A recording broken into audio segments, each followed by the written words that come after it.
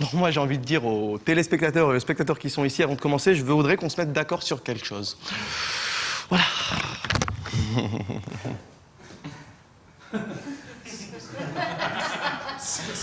Voilà, c'est Sébastien Follin, c'est le gars, c'est l'ancien Monsieur Météo, je vais mettre ça ici. J'en souffre tous les jours. C'est-à-dire que des gens m'arrêtent dans la rue pour demander le temps qu'il fait demain. C'est assez dur à vivre, rigolez pas, c'est pas marrant. Comment vous dire, moi j'aurais préféré ressembler à Georges Clooney, on m'aurait été dans la rue, on m'aurait dit what the hell, c'est quoi, mais bon, c'est pas grave. On me demande le temps qu'il fait, bon, c'est pas grave. Comme le disait Jackie, c'est ma première télé. Pour moi ici, c'est comme une sorte de nouvelle année, donc j'ai envie de souhaiter à tous les spectateurs de IDF1 ici et tous les téléspectateurs une joyeuse et heureuse année 2010. Voilà, je vous le dis, bonne année. Non, mais il faut pas applaudir, il faut dire bonne année. Bonne année. Bonne année. Et en plus, il le dit, c'est ça qui est exceptionnel. Non, mais moi je dis ça parce que je trouve quand même absurde cette manie quand les gens a souhaité la bonne année à tous les gens qu'ils aiment bien. C'est nul. Ils savent qu'on les aime et on sait qu'ils nous aiment. Ce qui serait plus judicieux, je pense, ce serait de souhaiter la mauvaise année à tous les gens qu'on n'aime pas. Imaginez un instant, le 31 décembre à minuit, t'envoies un texto à tous tes mauvais contacts.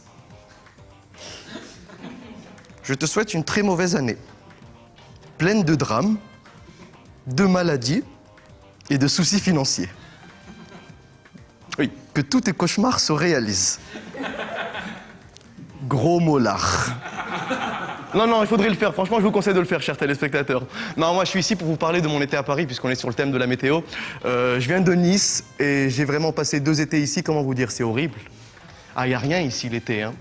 Ah, mais comment vous dire, c'est ni dans ta rue, ni dans ton immeuble, ni sur Internet. T'es tout seul.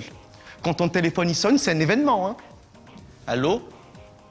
Oui, monsieur. Non, monsieur, c'est pas moi.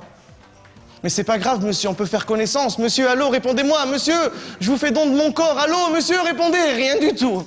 Pour vous dire, je suis arrivé à un stade où j'allais même accueillir des gens que je connaissais pas à la gare. Ah, vraiment.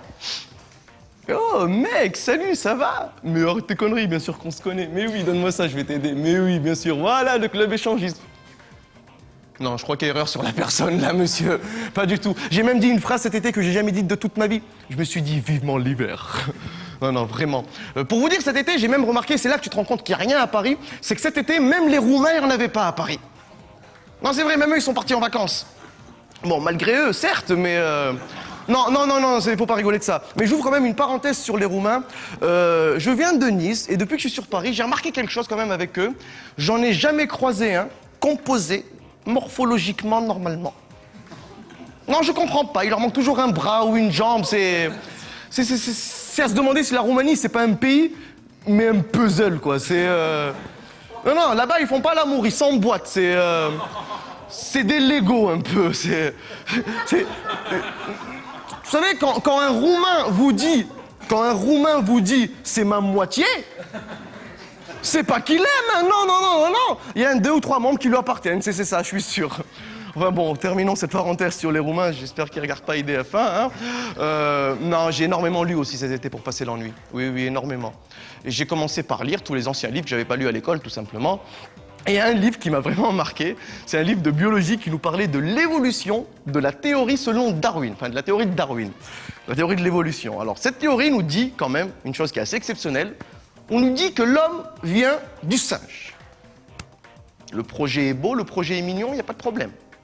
Mais la seule question que je me pose, c'est que si l'homme vient du singe, pourquoi il reste des singes?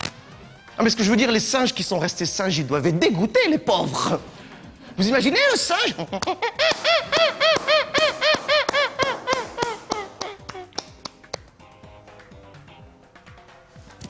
Il était temps, les gars. Non, mais sérieusement. Et puis, vous voyez le pauvre singe qui est là? Oui, excusez-moi. Oui, salut, c'est pour l'évolution. Oui, et nous, on n'évolue pas? Non, mais c'est-à-dire, j'ai un frère, il a évolué, il vient plus. Noël, c'est assez triste à la savane sans lui. Oui, tout à fait. On peut avoir des trucs quand même? Oui, je sais pas. La parole, déjà, oui, parce qu'on a un peu l'air con. Je veux dire, même pas. Un rasoir, alors? Oui, il fait chaud, quoi. Bon, c'est une prochaine étape dans l'évolution. Vous pensez à nous, c'est promis. Quoi? C'est quoi la prochaine étape? Les frères Bogdanov? Je vais rester singe alors. Juste avant de finir, je termine sur les frères Bogdanov parce que je comprends vraiment pas. Qu'est-ce qui s'est passé? Qu'est-ce qu'il y a eu? Ils sont jumeaux avant opération, ils sont toujours jumeaux après l'opération? Le deuxième, il a vu le premier sortir, il fait waouh, je veux la même chose. Oui, le menton, s'il te plaît. Je viens de là-bas en plus, ça tombe bien. Non mais, je sais pas s'il y en a qui connaissent la voiture, la Fiat Multipla, qui pour moi est la voiture la plus chère et la plus moche du monde en même temps. Eh ben, je suis sûr que le gars qui a fait le design de la Fiat Multipla, il est dans le coup pour les frères Bogdanov. Merci à vous.